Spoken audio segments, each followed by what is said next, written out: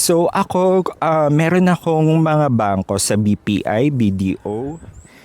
Tapos guys, kapag ka mag-a-apply kayo, mas required ng ATIC tours na dapat kayo mismo.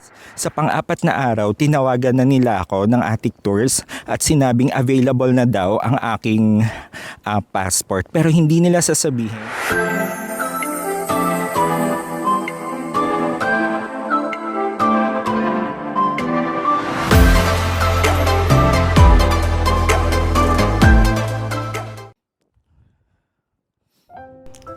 Hello everyone, it's me Mark and I'm your travel guide here dito sa Japan.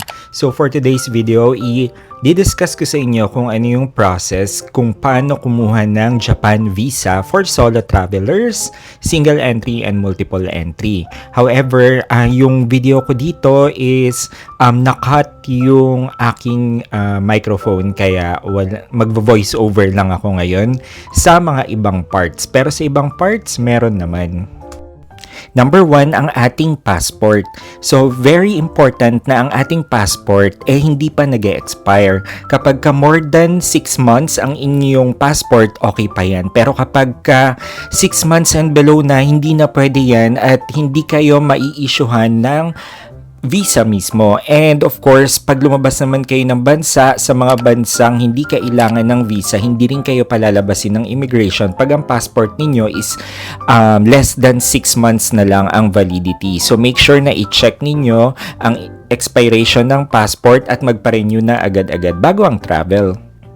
Next naman, ang application form. Ang application form mada-download dito sa website ng Japanese Embassy pero ililink ko na rin din sa description yung pinaka-form para i-fill out nyo na lang siya. Kapag ka mag-fill out kayo, make sure na malinis siya. Ako ginagawa ko, typewritten siya. And then kapag ka not applicable at wala naman kayo isusulat, lagyan ninyo ng NA. And make sure na tama lahat ng details na ilalagay ninyo para hindi babalik or maiiwasan ng pagkakaroon ng denied sa inyong application ng Japanese visa. At i-print ito sa A4 size. And lahat dapat may laman ang application form. Next naman, ang picture. Kapag ka magpapapicture kayo, make sure na sasabihin ninyo is for Japanese visa. Kapag ka magpapapicture kayo, make sure na magsuot na lang din kayo ng with collar or minsan yung mga shop na nagpipicture, meron na silang ready na polo na pwede ninyong isuot. Kasi hindi pwede sa Japanese visa ang mga edited na pictures na nilalagyan ng mga edited na collar. Bawal yun. Next naman, COE. Mas okay na meron din kayong COE na ibibigay or Certificate of Employment. Pero kung wala naman or meron kayong for business, siguro yung mga BIR, mga ganun. Pero kung employed kayo, katulad ko, COE lang ang ipinasa ko. Next naman ay ang ating bank certificate.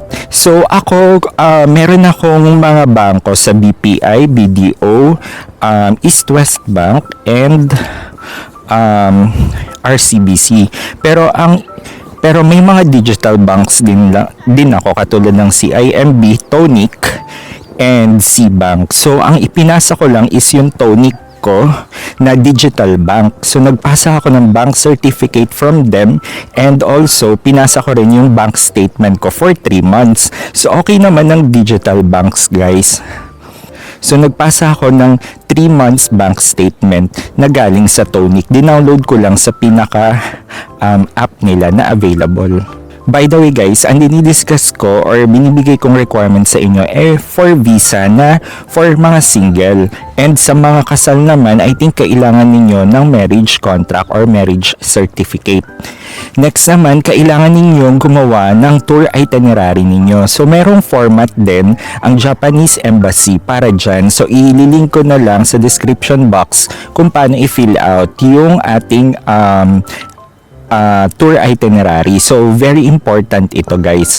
Lalo na kung pupunta kayo ng Japan at mag-a-apply kayo ng visa. And by the way, meron nga pala tayong two types of visa, which is the single entry and the multiple visa. So kapag ka single entry lang naman din ang i-apply ninyo or single visa, same requirements lang naman. Pag multiple visa, same requirements lang din. Meron lang kayong idadagdag na form na kailangan i-fill out for the multiple visa. Nasa link ko rin, or ilink ko rin sa description box yung para sa multiple visa na form. Then, mas okay rin kung kayo ay PRC holder, i-attach nyo rin yung pinaka-ID or photocopy ng ID ninyo. Dahil makakatulong to sa approval ng inyong visa application kapag ka meron kayong PRC ID. Then kapag ka first time ninyong mag-apply ng single or ng visa, single entry man ito or multiple visa, kailangan ninyong mag-submit ng PSA na birth certificate. Make sure na hindi expired to at kailangan ninyo ng latest na PSA birth certificate. So, madali lang naman kumuha ng PSA birth certificate online at pwede ninyong ipa-deliver ito sa bahay ninyo. Next naman guys ay ITR. Kapag ka-available ang inyong ITR, mas maganda na ipasa ninyo ito. Pero kapag ang ITR nyo from the last year pa, pwede rin naman yon. Then maggawa na lang kayo ng explanation letter kung bakit wala kayong ITR or kung bakit ganun yung ITR ninyo. Next naman, gumawa rin kayo ng cover letter. Make sure na i-address ninyo to sa Japanese Embassy at kunin nyo lang yung address sa pinaka-website nila. At i-explain ninyo bakit gusto ninyong pumunta dito sa Japan at kung explain nyo rin kung bakit like for example yung ITR ninyo is hindi updated, ganon, or wala kayong COE, explain nyo lang yun guys. So mas okay din kung meron tayong meron tayong cover letter. Lahat ng mga documents ninyo kailangan ninyong i-print sa A4 size. Wag ninyong stapler lahat ng mga documents. Kailangan hindi siya naka-staple or hindi siya nakadikit-dikit, kailangan hiwa-hiwalay siya. At make sure na malinis siya dahil ipapasa ninyo ito sa mga agency na accredited. So nagpasa ako ng mga requirements ko or ng application ko for visa sa Attic Tours. Mura lang naman ang pag-apply pagdating sa visa. I think mga nasa 1,600 plus. Nakalimutan ko lang yung presyo guys. Pero kapag magmumultiple visa kayo, parang additional 600 pesos yata ito. Tapos guys, kapag mag-a-apply kayo, mas required ng Attic Tours na dapat kayo mismo ang pupunta sa kanilang office. Hindi siya pwedeng ipapagawa nyo sa ibang tao or ipapaklaim ninyo yung visa ninyo sa ibang tao. At kapag lumabas na yung result ng inyong kung lumabas na yung approval ng visa ninyo, ite-text nila kayo or tatawagan nila kayo kung na-available na ang passport ninyo. At dapat ikaw mismo ang magki-claim nun. Hindi mo siya pwedeng ipa-claim sa iba. Siyempre, sa una nakakakaba dahil hindi natin alam kung approve ba tayo or denied. Basta make sure na kompleto yung mga requirements na ipapasa ninyo at malinis siya at dapat walang kulang kayong i-fill out dun sa form para mas mababasa ni Japanese Embassy kung i-approve ba nila kayo or hindi. Pero for me, sa lahat ng application ko sa Japan, okay naman lahat siya guys. Mapa single entry or multiple entry, napakadali lang mag-apply ng Japanese visa. At para sa akin, ang Japanese visa, ito yung pinakamadaling applyan sa lahat-lahat na in-applyan kong visa. Mas madali pa siya compared sa Korean Embassy or sa Korean visa. At ang maganda pa dito guys, pwede kayong mag-apply ng visa ninyo sa malapit na agency na nag-accept or nagpa-process ng Japanese visa. Like for example sa Attic Tours, dun lang sa pinakamalapit na SM ko siya in-apply. At saka guys, ang visa ipaprocess nila within 5 to 7 working days. Pero sa akin, parang 4 days lang siya na-process. Sa pang-apat na araw, tinawagan na nila ako ng Atik Tours at sinabing available na daw ang aking passport. Pero hindi nila sasabihin kung approve ba ito or hindi. So, nung tinawagan nila ako, dali-dali na akong pumunta dun sa office ng agency ko, which is the Atik Tours, at kinlaim ko na nga ang visa ko. At ayun nga, nakita ko nga na-approve ang aking visa. Again guys, sobrang dali lang mag-apply ng Japanese visa. Hindi kayo mahihirapan, basta make sure na kumpleto ang inyong mga requirements. Kaya guys, pag may mga tanong kayo regarding the application of Japanese visa, i-comment nyo lang sa description box below at sasagutin natin yung mga yan.